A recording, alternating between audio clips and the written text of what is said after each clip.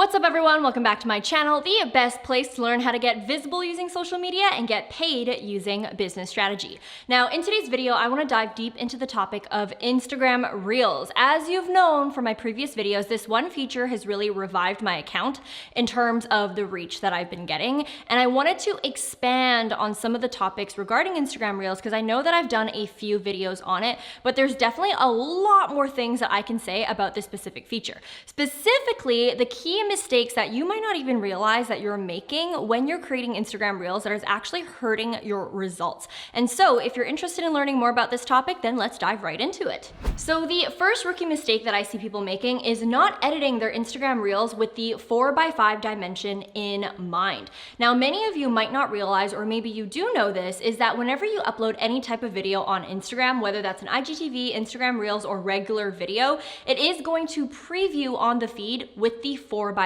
dimension. And so the rookie mistake that people are making is when they create their Instagram Reels and when they're in the editing process, they kind of make the text too high or too low. And what ends up happening is when it starts getting previewed on someone's feed, that text is ultimately cut off. And what happens when the text is cut off is it's going to reduce the chances of people either watching the full Instagram Reel itself because they don't understand what the message is, or it's just going to dilute the overall message that you want your content to be providing. And so what I like to do is when I'm editing my videos, whether it's on Instagram Reels or on TikTok, I always try to lower the text or heighten the text just so that I know for a fact it's going to fit the 4x5 dimension. And for me to test it, what I usually like to do if I'm feeling extra paranoid is I will actually screen record my Instagram Reels, and then I will pretend to upload it as a feed post and then make sure that it actually fits the 4x5 dimension before I actually fully commit to uploading the full video. Now let's talk about the second rookie mistake, and that is not including a call to action within the Instagram Reel video itself. I know many of you take my advice and you put the call to action within your captions, but with Instagram Reels, if people don't even realize that they have to read the caption or even look at the caption, then the call to action really isn't going anywhere. And so that's why what we like to do with my Instagram Reels is we always direct people to either read the caption or go direct to my link in bio. Because the one thing that really differentiates Instagram Reels versus TikTok is you can still write pretty long captions with your Instagram Reels that allow you to elaborate on the message that you're trying to send within that 15-second clip. And so that's why it's a really huge opportunity for you to actually direct people's attention to the caption where you can explain more and also give them the real call to action, which is either commenting, liking, going to your link in bio, sharing your piece of content, DMing you, or whatever goal that you have for your piece of content. Now moving on to the third rookie mistake that I have for you, and that is having way too much text that moves way too fast. Now I used to make this mistake, and sometimes, not gonna lie, I still make this mistake, and that is when I used to jam pack so much information in a 15-second clip, and I would choose sounds and effects that would make the text appear and disappear way too fast to the point where my audience couldn't really read it in time. And so the reason why you want to make sure that you are mindful of this is the fact that if your audience doesn't understand what the heck you're trying to say in an Instagram Reels, it's really going to turn them off from engaging. Now, of course, it can prompt them to rewatch the Reels over and over again in order for them to actually get the message, but most times people don't have the patience for that, and it's not a really great experience. And so that's why you want to make sure that when you are filming or editing your Instagram Reels, you are mindful of being simple, being concise, and not overcomplicating your 15 to 30 second video. Now on to the next rookie mistake that I see, and that is not maintaining the momentum of your Instagram Reels strategy. A rookie mistake that I see people make is they want to experiment with Instagram Reels, they post 1 to 2 times, and then they completely drop off. Then a few months later, they try again, and then a few months later, they try again. Now, in order for you to really reap the reach benefits of Instagram Reels, you definitely want to maintain momentum and be consistent with posting IG Reels. And the reason why this is important is because Instagram Reels feed off of each other. And especially in this day and age where Instagram is really trying to compete with TikTok and they're prioritizing pushing content that is Instagram Reels, you definitely want to make sure that you have a consistent plan in place.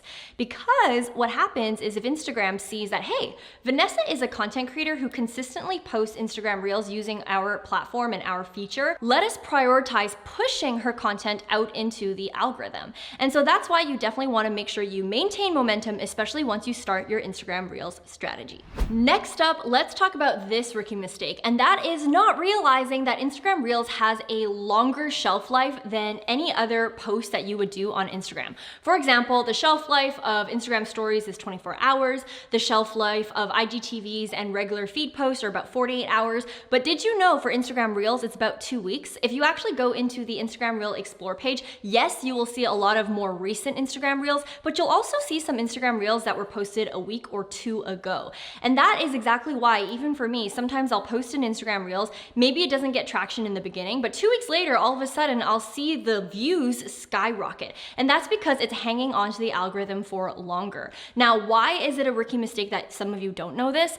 It is because if you knew that the shelf life was longer on your Instagram Reels, then you definitely want to make sure that you reshare your Instagram Reels to your stories even after a week later that it's been posted to get that boost. Not only this, many of you get discouraged when an Instagram Reel doesn't perform and then you delete it. Well, I would actually keep it on for longer or just keep it on permanently, because over time it can have the capability of taking off. Now, the next rookie mistake that I'm about to talk about is really meant for those of you who have a smaller following count, anywhere between less than 10,000, let's say.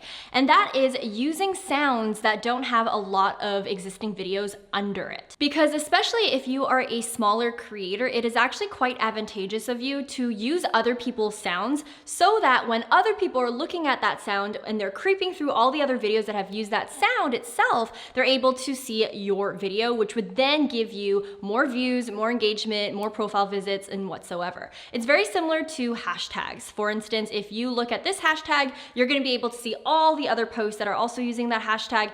And so those posts would probably get more traffic. And so if you are using an audio that has no existing videos underneath, it's going to be a lot harder for you to get seen. And so my pro tip for you is follow bigger influencers and look at the sounds that they're using, and then check to see if other videos are being used with that sound and prioritize using that sound instead of either starting from scratch or using a sound that has no pre-existing videos. That way you're going to be able to capitalize on that traffic, because there might be other people out there who are also checking out that sound, and therefore they might find your video. So basically, rule of thumb is if you have less followers, let's say less than 10,000, then it would benefit you more from using other people's audio when it comes to Instagram Reels, because those people who have a larger following than you are going to be able to generate more traffic to those Reel audios than you would, versus if you are someone who has a larger following, let's say over 10,000, 20,000, then it would benefit you more if you create your own audios or be the audio source, because there's a higher chance that other people would use your audio instead because you have a larger following. And so what I'm trying to say is, whether or not you use your own audio or you actually repurpose someone else's really depends on your following count in order for it to truly get you the most reach possible. Now on to the next mistake that I see, and that is not having an Instagram Reels cover for your video.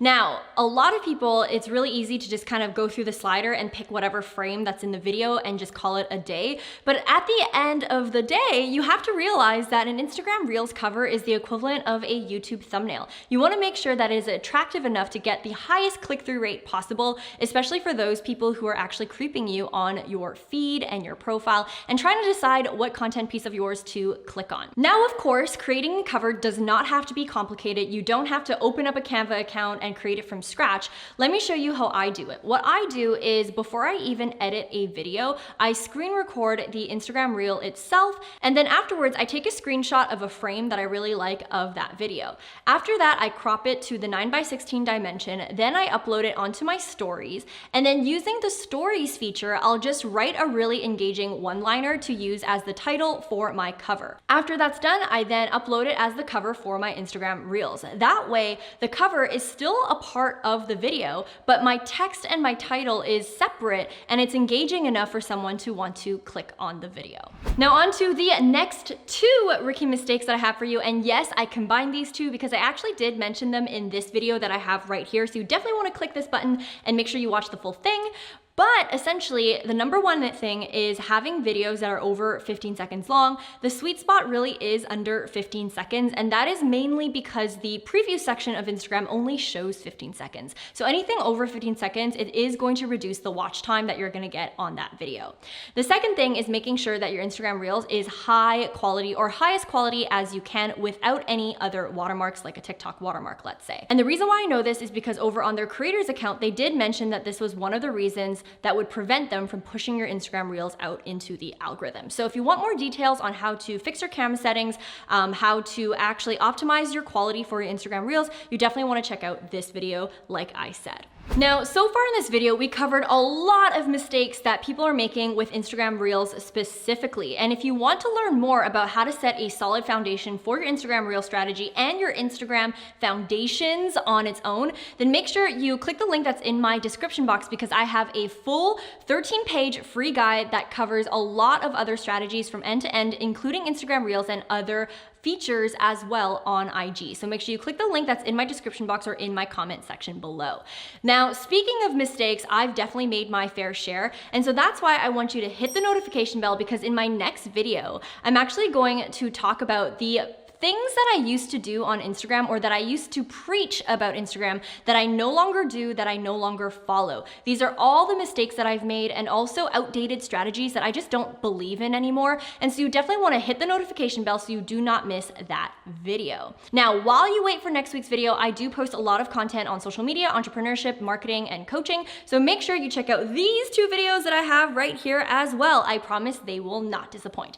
As always, guys, I appreciate you. I hope you guys have a great day, a great week, and a great life, and I will see you in the next video. Bye, guys!